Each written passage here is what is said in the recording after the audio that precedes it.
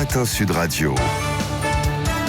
Le petit déjeuner politique. 7h43, bienvenue, c'est le petit déjeuner politique d'Éric Coquerel, député La France Insoumise de Seine-Saint-Denis. Bonjour Éric Coquerel. Bonjour. Des médecins d'hôpitaux qui menacent de démissionner de leurs fonctions administratives, des avocats en action qui font libérer des détenus sur des points de nullité pour exprimer leur colère. Qu'est-ce qui ne va plus dans ce pays ? Il y en a marre. Ouais. Voilà. Franchement, non, mais je vous assure, j'étais en train de regarder ce matin les différents articles, le projet de loi. Ouais. Voilà, tous les Français, on sait, ne vont pas lire le projet de loi. Mais je les incite à aller voir dans les journaux, etc. C'est un monstre. On est en train vous parlez de la réforme des retraites. Parce que je vous parlerai des médecins d'hôpitaux, c'est autre chose. C'est pas tout à fait autre chose. Mais je vais vous parler des médecins de l'hôpital. J'y tiens parce que j'étais voir un service pédiatrie de l'hôpital de Brie il y a peu de temps. D'où est parti cet appel des chefs de service menaçant de démissionner. Donc je vais en parler. Ça me tient à cœur. Mais juste les retraites d'abord. Bon, les retraites, ça fait partie du patrimoine social des Français. On l'a gagné. D'accord, ça nous a pas été donné, ça a été gagné par des luttes.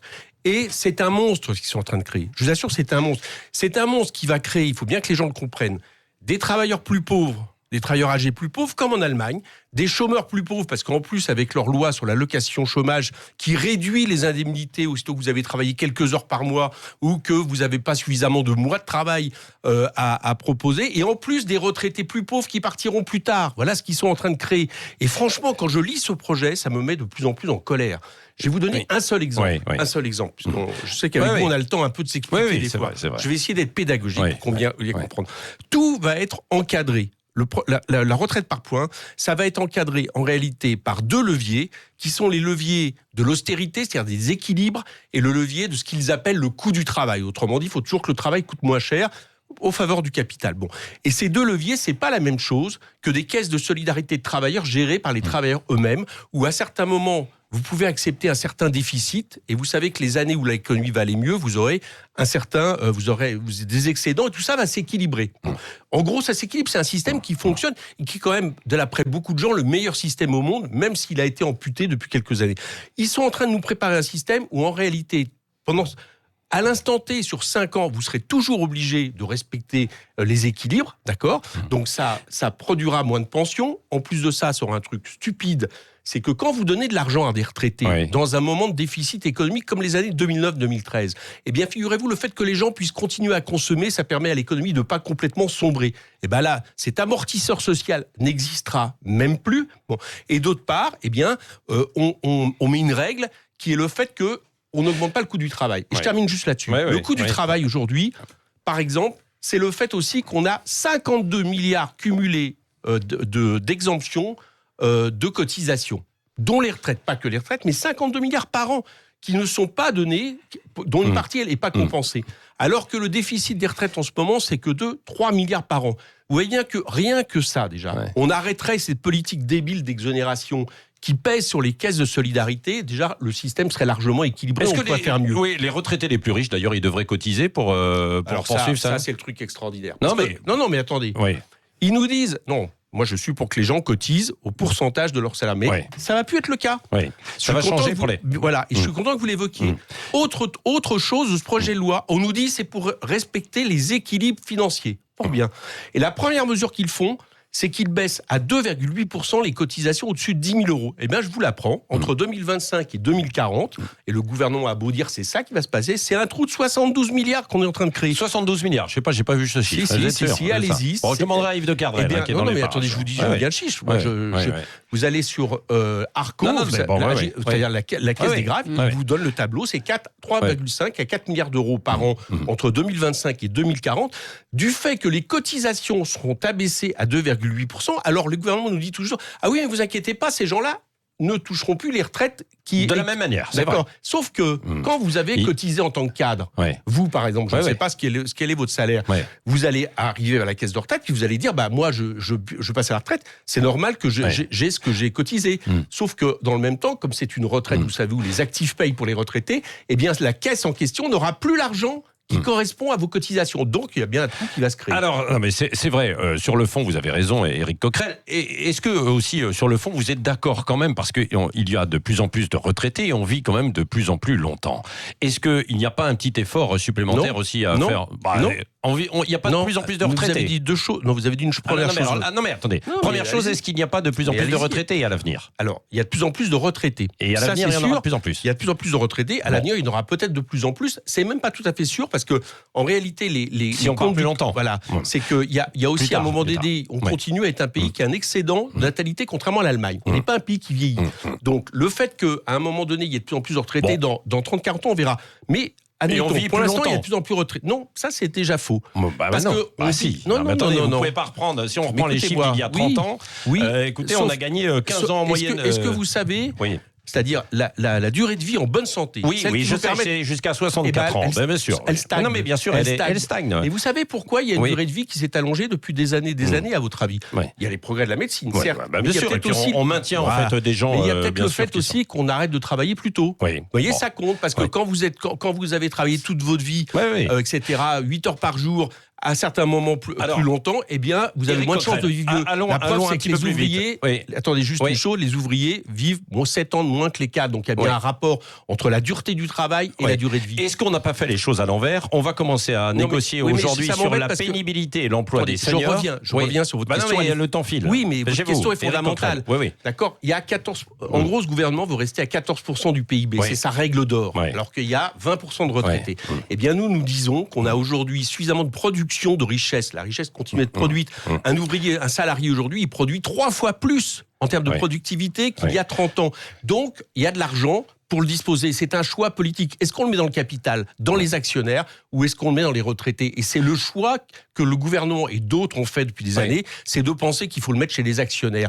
Voilà le problème que nous vivons. Éric Coquerel, visiblement, le gouvernement est déterminé à aller jusqu'au bout. Vous réclamez toujours le retrait de la réforme. Qu'est-ce qu'il faudrait pour qu'il y ait le retrait, selon vous? Il faut continuer à se mobiliser. Moi, j'en appelle... Je sais que c'est pas en tant que député. La grève ne me pénalise pas. Donc, c'est toujours compliqué. Mais je vais vous dire une chose. Contrairement à ce que dit ce gouvernement, il peut céder comme un autre gouvernement. Voilà. Je vous rappelle qu'il a cédé sur la taxe carbone des Gilets jaunes. Qu'est-ce qu'il faudrait faire? Ce pays se mettrait en grève pendant 3 jours de manière totale. Ce gouvernement, il plie en 3 jours. Moi, j'en suis persuadé. Il faut aider les cheminots et les RATP. Non, je parle du privé. Il faut aider... vous lancez un appel pour qu'il y ait 3 jours de grève. C'est pas moi. C'est très compliqué en tant que député. Je dis simplement que ce gouvernement...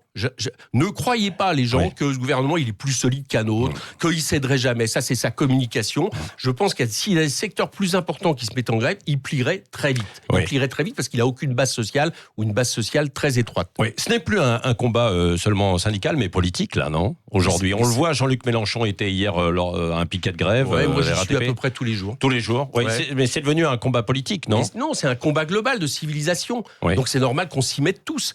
C'est pas seulement un combat syndical. Les syndicats le mènent et c'est très bien comme ça. Les syndicalistes surtout et les grévistes surtout, c'est ça le propre de cette lutte.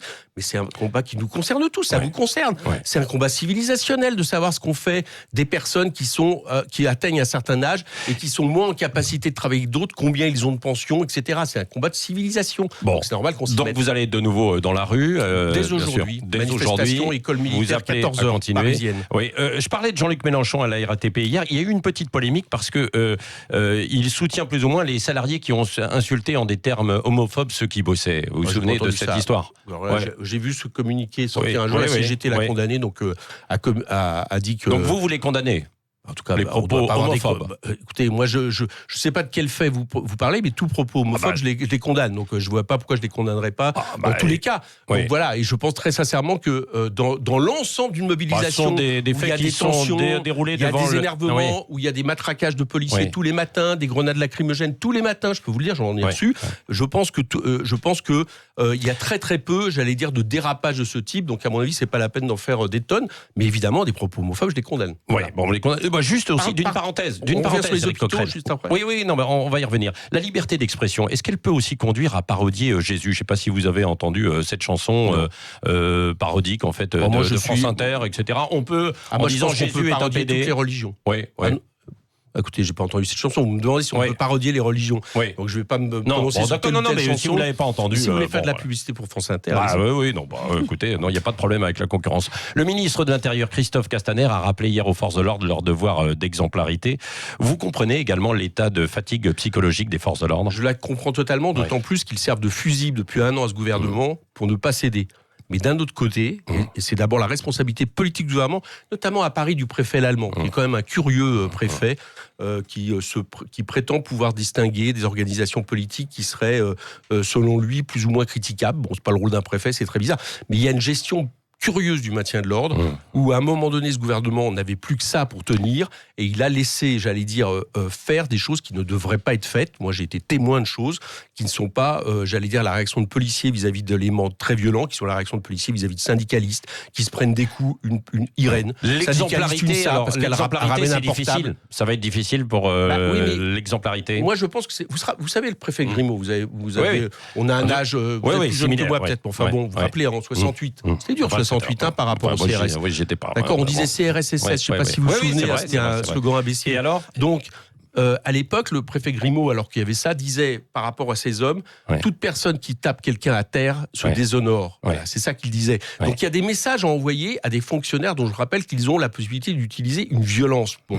Et je pense que le gouvernement, il a trop laissé faire parce que c'était, à un moment donné, son seul paravent. Donc la responsabilité, elle est avant tout politique depuis un an sur les violences policières. Les hôpitaux, donc vous soutenez en fait les directeurs des... Voilà, je suis content qu'on y vienne. Parce que j'étais, il y a peu de temps, au service pédiatrie de Robert Debré. Ils n'en peuvent plus. Et quand je dis ils n'en peuvent plus, c'est... Rendez-vous compte qu'une infirmière de Robert Debré, elle ne tient plus que par son dévouement. Elle travaille 13 heures d'affilée. Elle prend 10 minutes debout pour manger son sandwich. D'accord ? Ils sont obligés d'envoyer des enfants dans des services pédiatrie à Rouen, Reims, à 150 km, parce qu'on n'a plus de place de lit dans les services pédiatrie à Paris, dans la 5e puissance économique au monde. Donc il faut arrêter avec ces politiques d'austérité qui, depuis maintenant des années, font en sorte qu'on tape sur l'hôpital public et que le meilleur système de santé qu'on avait au monde est en train de se détruire, tout comme on menace de détruire le meilleur système de retraite au monde. Voilà, c'est ça ce gouvernement, et c'est ça que je condamne. Oui, Éric Coquerel, le mot de la fin avec Cécile Ménibus. Oui, Jean-Luc Mélenchon a soutenu l'évasion de Carlos Ghosn, il y a quelques instants avec Yves de Kerdrel. Vous la soutenez aussi, cette Il n'a pas dit tout à fait ça. Il a dit qu'il comprenait à certains moments les réactions de Carlos Ghosn par rapport à ce qu'il estimait être une injustice et par rapport à la justice japonaise.